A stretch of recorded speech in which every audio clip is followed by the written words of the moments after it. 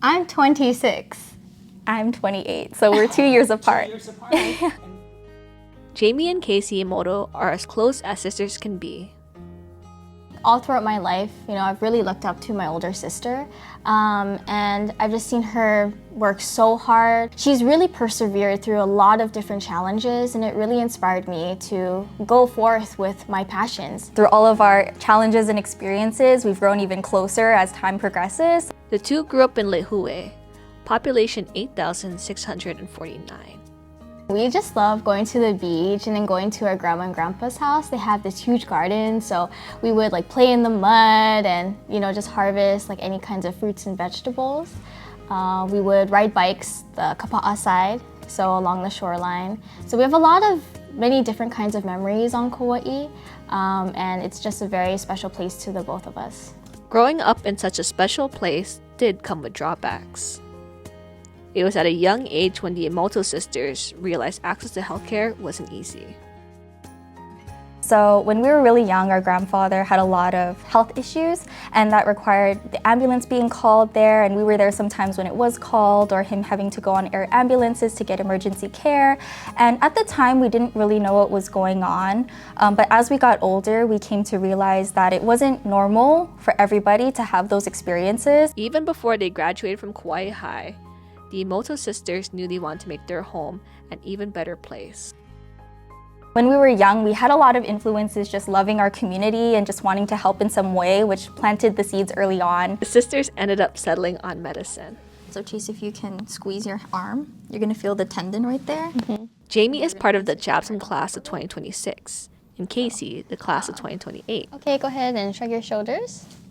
While both knew they wanted to serve Kauai, their return home was sooner than they expected, thanks to the Kauai Medical Training Track, or KMTT.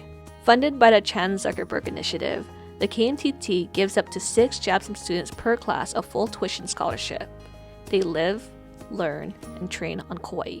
I think having Dr. Priscilla Chan Zuckerberg support Kauai and also supporting the well-being of our community is just so very inspirational, incredibly meaningful to us.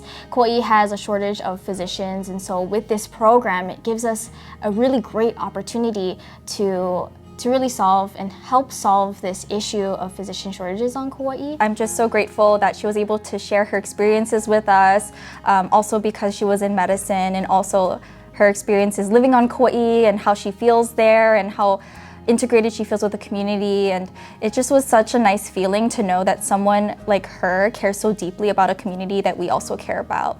When the students complete residency, they are required to return to the Garden Isle to practice for 4 years, eventually alleviating the physician shortage the Emoto sisters witnessed growing up.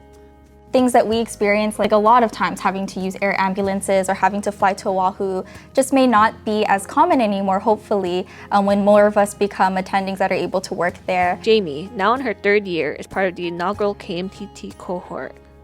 Now that I'm in my 3rd year and doing clinical rotations there, those have been some of the best moments that I've had in medical school and the most meaningful ones to me, because I feel like I'm learning from and serving the people that I want to serve in the future on Kauai. Kasey, in her 1st year, is already reconnecting with her roots and finds herself mentoring other Kauai High students. So just being able to kind of be like a mentor for the youth is something I really enjoy, and especially on Kauai, because I know what it's like. It's hard to get opportunities and resources and all of that. Just like when they were younger, Jamie is still a role model for Kasey, sharing knowledge from the program and inspiring her on the journey. She has always worked so tirelessly, so hard at everything she does, with patients, for schoolwork, with attendings and everything. And it definitely continues to inspire me to continue to work hard and continue to kind of have this passion for medicine. The Emoto's chosen specialty is still years from being determined, but both have interest in primary care, which is much needed everywhere, but especially on the neighbor islands.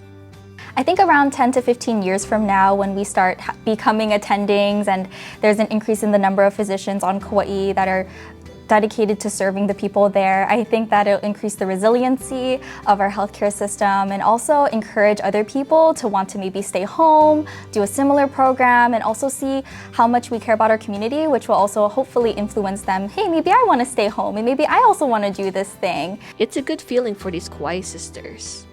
Because of the Kauai medical training track, they know that healthcare at home will be bolstered in the years to come, and they'll be one of the first leading the charge. I think that's one of the great ways that we can honor the place that has given us so much, the people, the land itself, how much lessons and the values that we continue to hold and carry throughout our lives. And that was just something that Jamie and I wanted to do growing up, and that's just what has been instilled with us to give back. And so just having this program really fulfills a part of our purpose, you know, among everything else. And so we're just very fortunate we have this opportunity to give back to Kauai, give back to its people.